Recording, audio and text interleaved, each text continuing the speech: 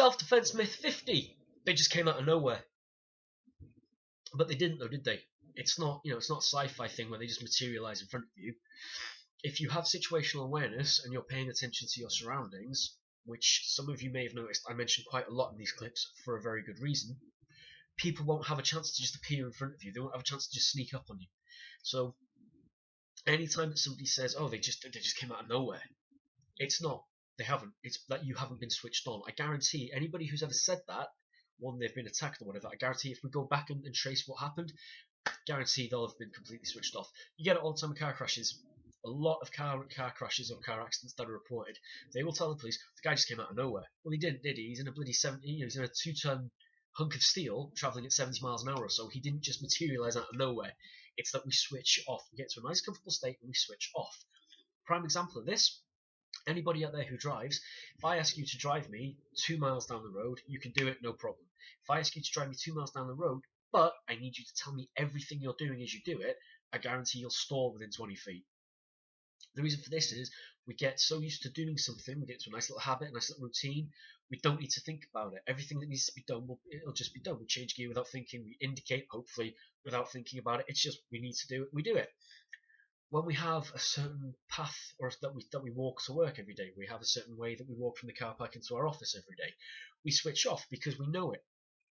We know where we're going, we know roughly how long it's going to take us, we know what we're going to pass on the way there, so we just switch off because it becomes a routine, we're comfortable with it.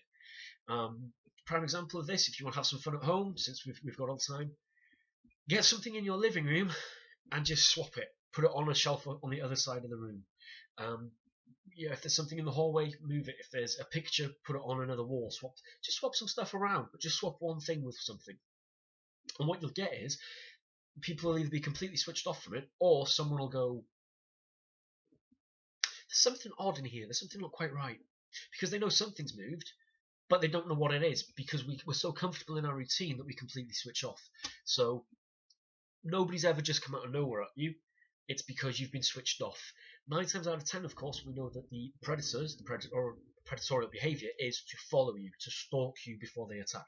So not only have they not just come out of nowhere, they've also probably been paying quite a lot of attention to you. It might have been for the past half an hour, it might have been a few days to get your routine as you walk to work from your car park, whatever it might be. But nobody ever just springs up out of nowhere at you.